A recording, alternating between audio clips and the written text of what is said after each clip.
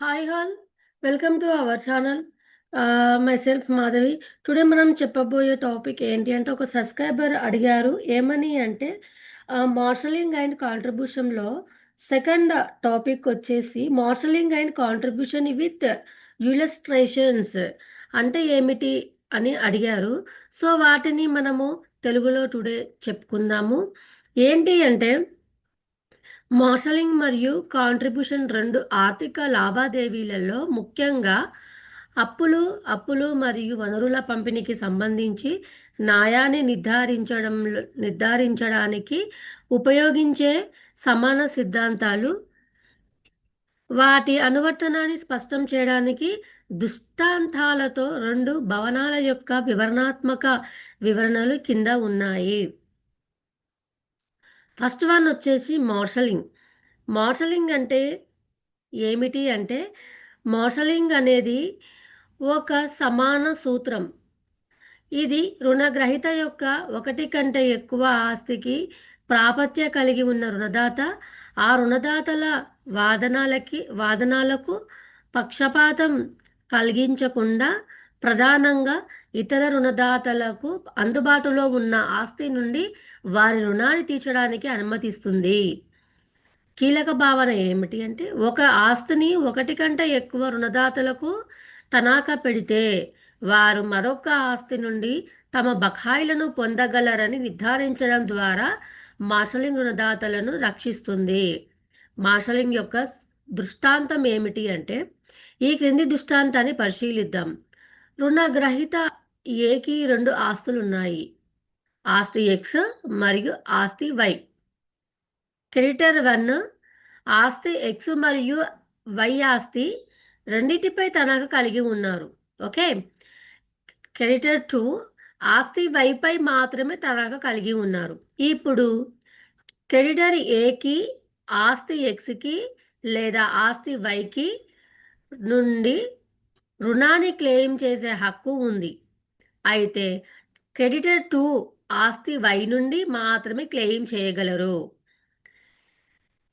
మరియు క్రెడిటర్ 2కి చెల్లించాల్సిన రుణాన్ని చెల్లించడానికి ఆస్తి వై సరిపోకపోతే మార్షలింగ్ సూత్రం అమల్లోకి వస్తుంది. మరియు ఆస్తి వైని మాత్రమే యాక్సెస్ చేయగల క్రెడిటర్ 2 ఆస్తి ఎక్స్ నుండి బ్యాలెన్స్ను క్లెయిమ్ చేయవచ్చు. ఇది క్రెడిటర్ ఫస్ట్కి కూడా తనఖా పెట్టబడింది. క్రెడిటర్ 1 ఆస్తి వైని ఖాళీ చేయకుండా నిరోధించాలి. ఎందుకంటే క్రెడిటర్ 2 దానిపై హక్కులను కలిగి ఉంటారు కాబట్టి. అందువలన క్రెడిటర్ 1 ఆస్తి ఎక్స్ నుండి వారి రుణాన్ని తీర్చవలసి ఉంటుంది. క్రెడిటర్ 1 ఆస్తి వై నుండి వచ్చే మొత్తం ఆదాయాన్ని అన్యాయంగా తీసుకోకుండానే క్రెడిటర్ 2 చెల్లించబడుతుందని ఇది నిర్ధారిస్తుంది. సెకండ్ వన్ సహకార నిర్వచనం ఏమిటి అంటే, కాంట్రిబ్యూషన్ అనేది రుణంలో తమ వాటా కంటే ఎక్కువ చెల్లించిన వ్యక్తికి అదే రుణానికి సమానంగా బాధ్యత వహించే ఇతర సహరుణ గ్రహీతల నుండి అనుపాత వాటాను క్లెయిమ్ చేయడానికి సమాన హక్కు. కీలక భావన ఏమిటి అంటే, ఈ సూత్రం బహుళ రుణగ్రస్తుల మధ్య న్యాయాన్ని నిర్ధారిస్తుంది. తద్వారా మొత్తం రుణాన్ని చెల్లించే వ్యక్తి వారి బాధ్యతకు అనులోమానుపాతంలో ఇతరులు చెల్లించాల్సిన మొత్తాలను తిరిగి పొందవచ్చు. కాంట్రిబ్యూషన్ యొక్క ఉదాహరణ. ఈ క్రింది దృష్టాంతాన్ని ఊహించుకోండి. రుణగ్రస్తులు ఏబి మరియు సి సంయుక్తంగా క్రెడిటర్ ఎక్స్కి 30,000 రూపాయల రుణాన్ని చెల్లించాలి. ముగ్గురు రుణగ్రస్తులు సమానంగా బాధ్యత వహిస్తారు. ఓకే. అంటే ప్రతి రుణగ్రస్తుడి వాటా 10,000 రూపాయలు ఉంటుంది. రుణగ్రహీత ఏ మొత్తం 30,000 మొత్తాన్ని రుణగ్రహీత ఎక్స్కి చెల్లిస్తూ రుణాన్ని క్లియర్ చేస్తాడు. ఇప్పుడు రుణగ్రహీత ఏ రుణగ్రహీత బి నుండి 10,000 రూపాయలు మరియు 10,000 రూపాయలు రుణగ్రహీత సి నుండి క్లెయిమ్ చేయవచ్చు. సహకారం సూత్రం మొత్తం రుణాన్ని చెల్లించిన రుణగ్రహీత ఏ ఇతర సహా రుణగ్రహీతల ద్వారా వారి సంబంధిత రుణ వాటాలకు పరిహా పరిహారం పొందేలా నిర్ధారిస్తుంది. సో ఈ సందర్భంలో రుణగ్రహీత ఏ 30,000 రూపాయలు చెల్లిస్తాడు, కానీ రుణగ్రహీత బి మరియు రుణగ్రహీత సి నుండి ఒక్కొక్కరు 10,000 రూపాయలు తిరిగి పొందవచ్చు. ఈ సూత్రం న్యాయాన్ని నిర్ధారిస్తుంది మరియు రుణగ్రహీత ఏ సమానంగా పంచుకోవాల్సిన మొత్తం అప్పు భారాన్ని మోయకుండా నిరోధిస్తుంది.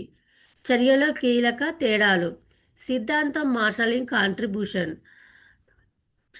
సిద్ధాంతం మార్షలింగ్ కాంట్రిబ్యూషన్ ఏమి లేదండి. ముగింపు ఏంటి అంటే, మార్షలింగ్ ఒక రుణగ్రహీత ఒకటి కంటే ఎక్కువ ఆస్తిని తనఖా పెట్టినప్పుడు బహుళ ఆస్తులను కలిగి ఉన్న రుణదాత మరొక రుణగ్రహీత ఆధారపడిన ఒక ఆస్తిని ఖాళీ చేయకుండా ఉండడానికి అనుమతించడం ద్వారా రుణదాతల మధ్య న్యాయాన్ని నిర్ధారిస్తుంది. సహకారం ఏమిటి అంటే, మొత్తం రుణాన్ని చెల్లించిన వ్యక్తి సమానంగా బాధ్యత వహించే ఇతరుల నుండి తమాషా వాటాను తిరిగి పొందేందుకు అనుమతించడం ద్వారా సహ రుణగ్రహీతల మధ్య న్యాయాన్ని నిర్ధారిస్తుంది. హాయ్ వ్యూయర్స్, మీకు ఈ వీడియో నచ్చినట్లయితే like and share and subscribe చేయండి.